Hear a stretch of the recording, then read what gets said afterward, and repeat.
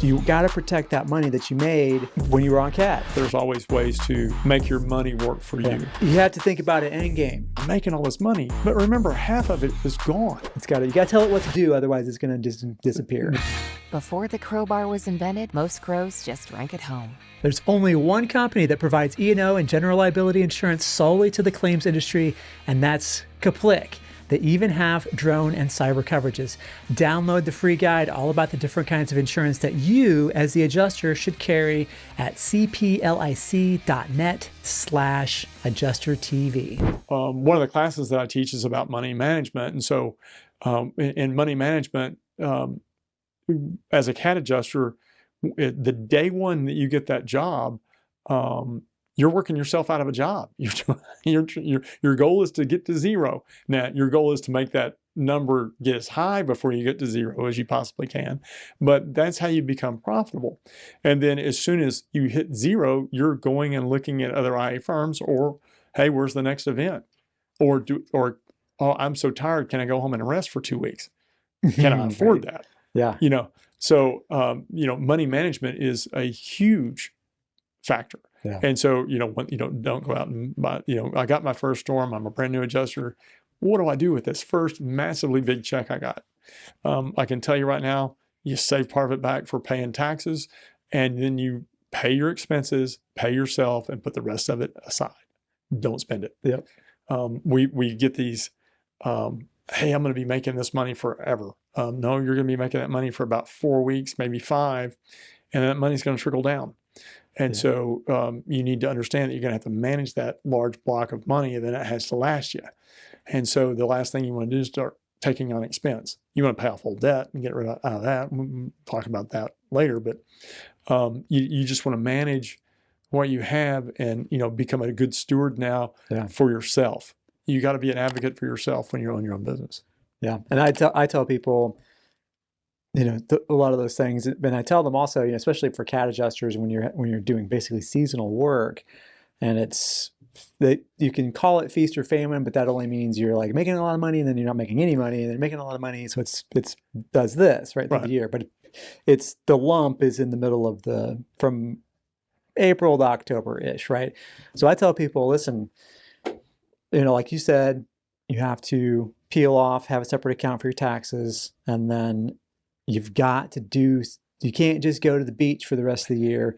You need to have some other kind of revenue generating, something simple, just to pay your bills through the year until the next storm. Something I say easy to get and easy to quit. It could be gig economy, Uber, whatever, anything. Right. You got to protect that money that you made when you were on CAT. Find ways to make money out of the money you made. Oh yeah. So there's always vehicles for investment. There's always ways to make your money work for you. Work as debt free as you possibly can. Credit cards are sometimes a necessary evil, but when we look at them overall, are they really necessary? Yeah. And they're not. And some of the things that they, credit cards, even debit cards to some degree, encourage free spending. And so impulse buying, look, I am the world's worst impulse buyer. And so, you just can't pass up that National Enquirer, whatever. Grocery. I had to have it. And my wife will look at me like, what did we really Pet baby again. Yeah. Why did we really need this? This stuff adds up and it kills you. And so a lot of people don't look at making personal budgets. They just don't. And we don't think about it. And it's so important to, create a budget for yourself, because remember, you're this business, and if you're a CAT adjuster, you're traveling. And so I'm making all this money, but remember, half of it is gone because you have expenses on the road and you have expenses back home that you're still taking care of. Those didn't go away because you tried to go out on the road. And so, you may be making, $40,000, $50,000 every 4 weeks, but your expenses at home didn't go away, and your expenses on the road are still there. And so if you're not setting this money aside, and you need to build a war chest, kind of what we say, and then pay your taxes on that, and then make that money that's left over work for you. Yeah.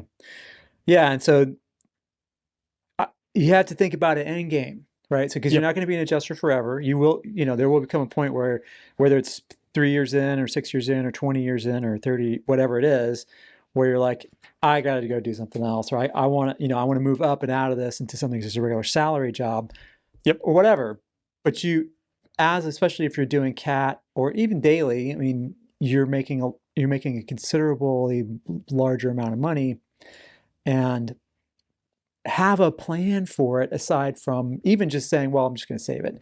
Save it for what? Are we saving it for retirement? Are we saving all this? Are we going to do like a 3-phase plan where I'm going to work as a CAT adjuster for 5 years and pay off the house with that and then go get a staff job or whatever it is, right? But have a plan for it, and it makes it a lot easier, or makes it a lot more difficult to impulse buy, because they're like, oh, no, I can't really touch that because it's the plan, it'll mess up my plan. Instead of just having, the money's got to have every dollar's got to have a job, right? Otherwise, it's going to find its own way to fly out of your pocket. Yep. You got to tell it what to do. Otherwise, it's going to just disappear. The P.T. Barnum approach, they're flowing their money, soon parted. Yes. Yeah. And, there's been, look, adjusters can be, we tend to joke about, roofers and going, the first big hailstorm, and then you see all these new trucks. Yeah. I did it. I mean, I adjusters can be just as bad, and I'm not saying I haven't done it either. And where'd you get? Well, I think my first big one was a Suburban. That was it was great, but it's like, oh my God, do I really need a Suburban? So I went and got another one. So what I did, I bought it was 4 years in before I finally bought a new car. My old car was starting to fall apart. I bought a F-350 dually, because it was a sweet truck, right? And I was like, oh, well, I got to tow something with that. And then I went and bought a fifth wheel. Oh, yeah. So, generally you go, hey, I'm going to do this because I do X, Y, Z. So, you got to justify it. So, I never did the fifth wheel thing. I had friends that did it. I always rented apartments. Yeah. And look, the hotels get very expensive after a week. And if I'm going to be on site for 6 weeks, an apartment was always a third of the cost. Sure. Yeah. And so, Airbnb, even apartments were Airbnb, when I was field guy, was kind of non-existent. So apartments were always cheaper. And now Airbnbs, you got to watch where you get them, because they can be just more expensive than apartments. So, and then apartments short lease are sometimes hard to get. So, because generally the smallest apartment gig we could get was 3 months. Yeah. Which was, hey, if you're going to be in some place for 2 months, that last month rent was still cheaper than staying in a hotel. It could be even back in the day, maybe $2,500 a month for a hotel. Yeah. $3,000. Oh yeah. Easily. An apartment was $300. But I found, exactly. So it's a fraction. But I found, even at the hotels, especially if you're staying there for a while, I could negotiate that rate. You could, and then they don't charge you sales tax. Yeah, right, exactly. So there are some things to advantage, but in the end, it was still not cheaper than getting a long term, or short term long rental. Yeah, that's and that's an interesting topic that we could probably touch on a little bit, and it kind of goes, I think, to the money management piece, and that is, well, what's the best way to, if I'm going to travel for work, what's the best way to handle that that's going to provide the most benefit for me and not be, because there's more factors than just the cost, right? Sure. So, you look at a couple of things we look at, food. People, you got to eat. Yeah. And so, are you going to go out and eat every night? Are you going to go, gain 50 pounds? You will. But people like to go eat. And so, do I do it once a week? Do I live on bologna for 6 weeks? I've done all the above. Right. Yeah.